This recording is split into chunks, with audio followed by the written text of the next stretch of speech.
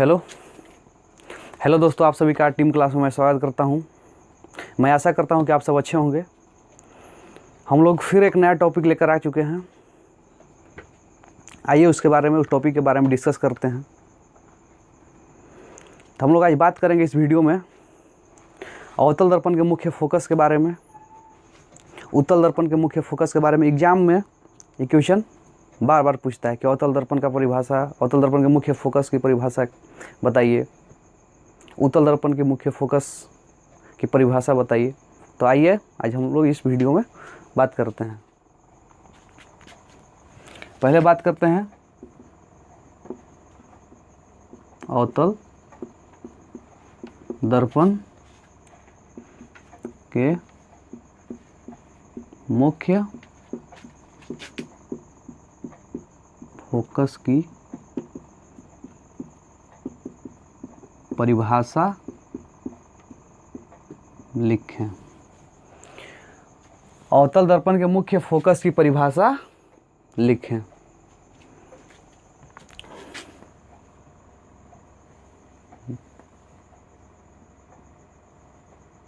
तो इसका परिभाषा मुख्य अक्ष के समानांतर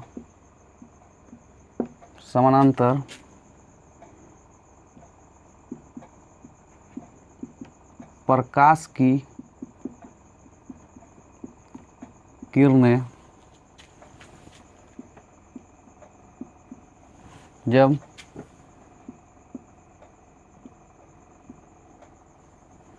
प्रकाश की किरणें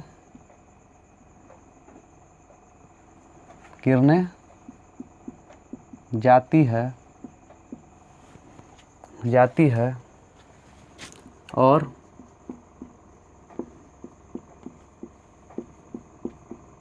परावर्तन के बाद जिस बिंदु पर मिलती है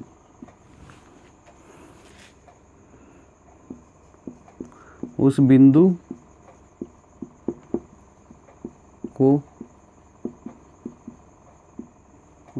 को अवतल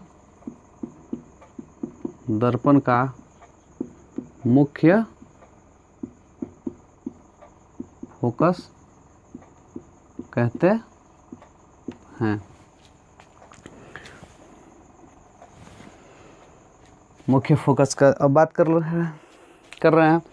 अवतल दर्पण के मुख्य फोकस की परिभाषा लिखना है। मुख्य अक्ष के समानांतर प्रकाश की किरणें जाती है और परावर्तन के बाद जिस बिंदु पर मिलती है उस बिंदु को अवतल दर्पण का मुख्य फोकस कहते हैं। इसको फिगर के माध्यम से हम लोग समझते हैं। ठीक है, ये क्या है?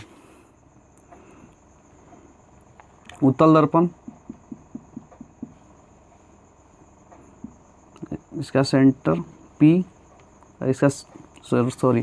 इसका ध्रुव P और C, यानी कि यही मुख्य अक्ष है, मुख्य अक्ष। अब इसके समानांतर किरण गई और परावर्तन के बाद जिस बिंदु पर मिलती है, यानी कि परावर्तन के बाद जिस बिंदु पर मिलती है उसे अवतल दर्पण का मुख्य फोकस कहते हैं।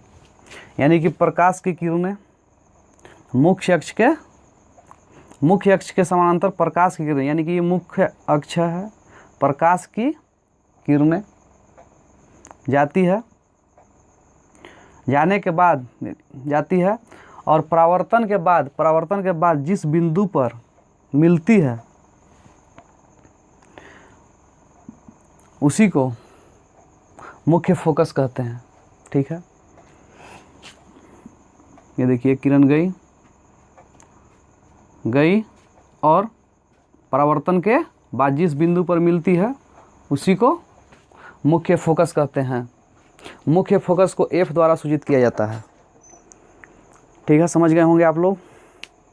तो चलते हैं हम लोग नेक्स्ट अवतल दर्पण के मुख्य फोकस के परिभाषा लिखें।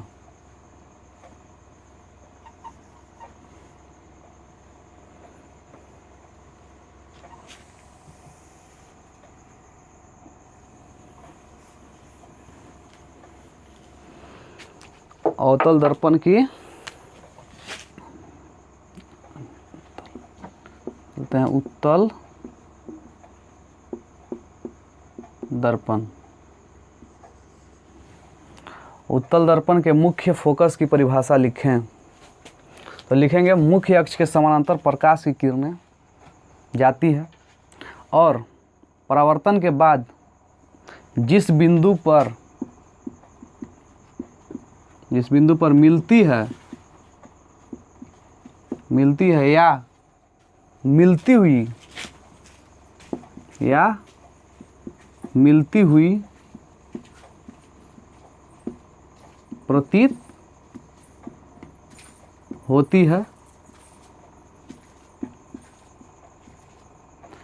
है उस बिंदु को उत्तल दर्पण का मुख्य फोकस कहते हैं। मुख्य फोकस कहते हैं। अब बात करते हैं उत्तल दर्पण के मुख्य फोकस का परिभाषा लिखें। तो लिखना है मुख्य अक्ष के समानांतर प्रकाश की किरणें जाती है और परावर्तन के बाद जिस बिंदु पर मिलती है या मिलती हुई प्रतीत होती है उस बिंदु को उत्तल दर्पण का मुख्य फोकस कहते हैं। आइए इसको भी फिगर के माध्यम से समझते हैं। उत्तल दर्पण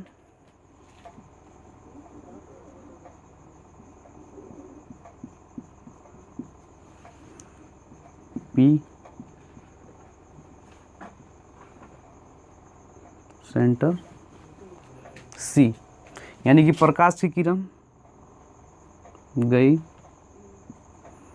और टकराकर वापस, यानी कि ये जिस बिंदु पर मिलती हुई प्रतीत हुई, इधर से भी गई प्रकाश की किरण मुख्य अक्ष के समानांतर,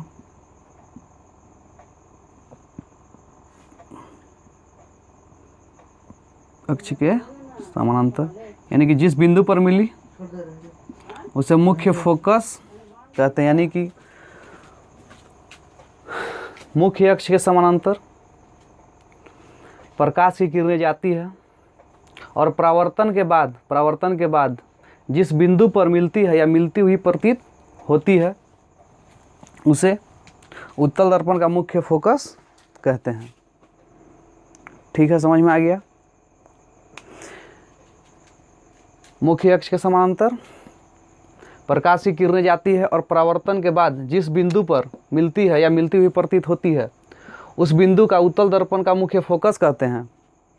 ठीक बात समझ में आ गया।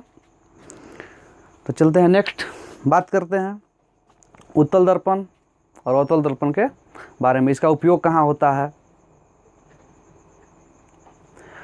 आइए बात करते हैं।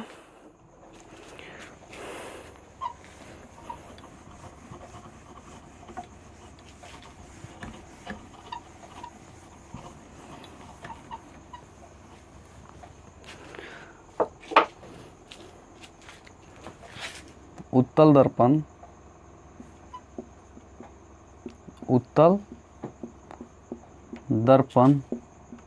एवं अवतल दर्पण में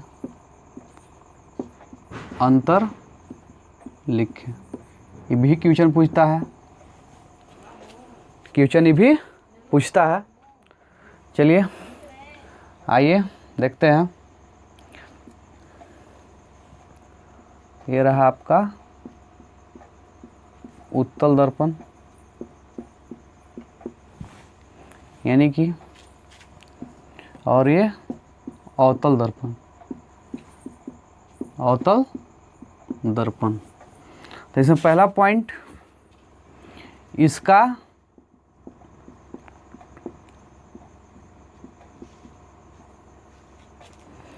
इसका परावर्तक बाहर के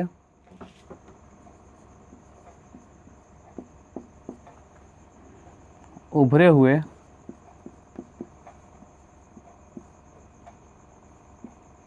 तल से होता है। इसका परावर्तक बाहर के उभरे हुए तल से होता है, यानी कि ये गोलीय दर्पण, यानी कि इसको साइड से मिटा दिए। तो इसका जो परावर्तक जो है ये वाला सतह, ये कहाँ होगा? बाहर, यानी कि उभरे हुए तल से होता है। उत्तल दर्पण यानी कि इसका परावर्तक सतह अंदर की ओर, परावर्तक सतह कहाँ होगा? अंदर की ओर। ठीक, तो इसमें पहला पॉइंट कि इसका परावर्तक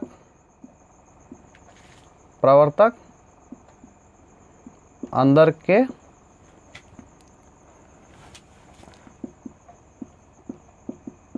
दबे हुए तल से होता है। इसका परावर्तक क्या होगा? ये अंदर के दबे हुए तल से होगा। ठीक, सेकंड पॉइंट इसी में लिखते हैं, इसका भीतरी भाग पॉलिश करते हैं। इसका भीतरी भाग पेंट करते हैं, इसका भीतरी भाग पेंट करते हैं, और इसका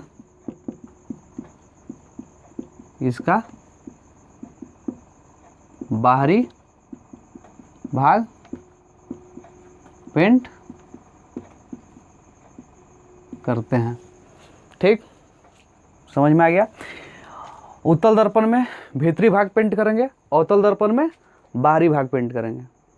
ठीक, चलिए आगे थर्ड पॉइंट में बात करते हैं कि यह अभिसारी होता है। यह अभिसारी होता है। अभिसारी का मतलब कि क्या करता है? लाइट को इधर उधर फेंक देता है। लाइट को इधर उधर फेंकेगा, यानी कि देखिए, और ये हो गया उत्तल दर्पण। यहाँ लाइट, यहाँ क्या है? यहाँ एक किरण, यानी कि प्रकाश गई और इसको इधर फेंकेगा। यहाँ से गई, इसको इधर भी फेंक सकता है। ठीक, एग्जैक्ट नहीं फेंकता है, इसीलिए इसका उपयोग हम लोग करते हैं स्ट्रीट लाइट में। यह अभिसारी होता है। तीसरा पॉइंट, यह अपसारी होता है।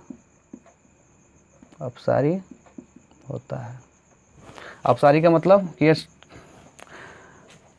सिकोड़ कर, यानी कि प्रकाश को सिकोड़ता है।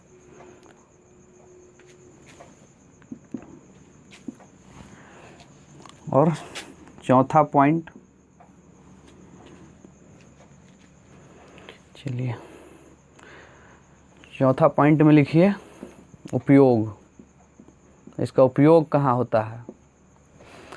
तो उत्तल दर्पण का उपयोग आपका साइड मिरर में होगा, गाड़ी के साइड मिरर में। साइड मिरर, इसका उपयोग गाड़ी के साइड मिरर में होता है। जो गाड़ी के शीशा लगता है, शीशा ऊपर में लगा हुआ होता है, उसी में पीछे का दृश्य देखने के लिए उसमें कौन मिरर लगा हुआ रहता है? उत्तल दर्पण। ठीक, इसका साइड मिरर में, फिर स्ट्रीट लाइट में किया जाता है। रोड पे लगे परावर्तक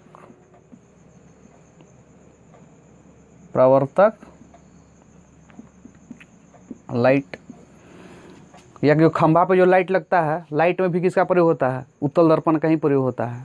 ठीक है, लाइट में भी जो स्ट्रीट लाइट होता है उसमें उत्तल दर्पण का उपयोग होता है। अब बात करते हैं अवतल दर्पण का उपयोग के बाद। इसका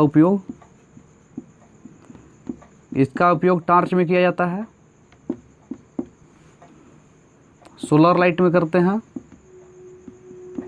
सोलर लाइट,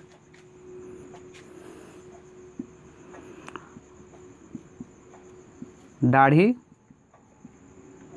बनाने में, और इसका उपयोग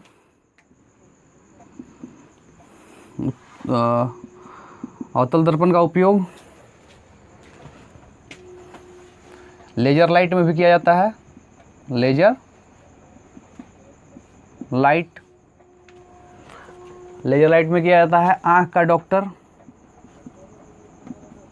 आँख का डॉक्टर, कान का डॉक्टर,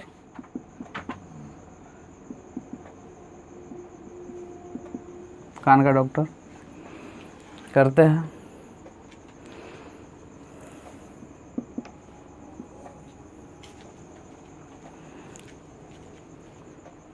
एक बार देखते हैं इसको फिर। उत्तल दर्पण अवतल दर्पण में अंतर लिखें। इसका परावर्तक बाहर के उभरे हुए तल में होता है, इसका परावर्तक अंदर दबे हुए तल में होता है। इसका भीतरी भाग पेंट करते हैं, इसका बाहरी भाग पेंट करते हैं। यह अभिसारी होता है, यह अपसारी होता है। इसका उपयोग साइड मिरर, रोड पे लगे परावर्तक लाइट, जो पोल पर लाइट लगा हुआ रहता है उसमें भी उत्तल दर्पण का ही उपयोग होता है। उपयोग इसमें टॉर्च में, सोलर लाइट में, दाढ़ी बनाने में, लेजर लाइट, आँख का डॉक्टर या कान का डॉक्टर इसका बड़ा प्रतिबिंब बनाने में देखता है। ठीक है, उत्तल दर्पण बड़ा को छोटा बनाता है, अवतल दर्पण भी बड़ा को छोटा को बड़ा बनाता है। ठीक है,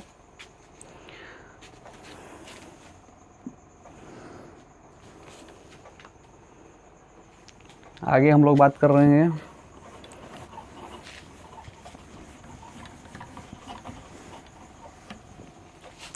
तो हम लोग नेक्स्ट टॉपिक पढ़ेंगे कि ये अवतल दर्पण का प्रतिबिंब अनंत पर रखेंगे तो कितना बनेगा, फोकस पर रखेंगे तो कितना बनेगा। उत्तल दर्पण का भी अनंत पर रखेंगे तो कितना प्रतिबिंब बनेगा, फोकस दूरी पर रखेंगे तो कितना प्रतिबिंब बनेगा।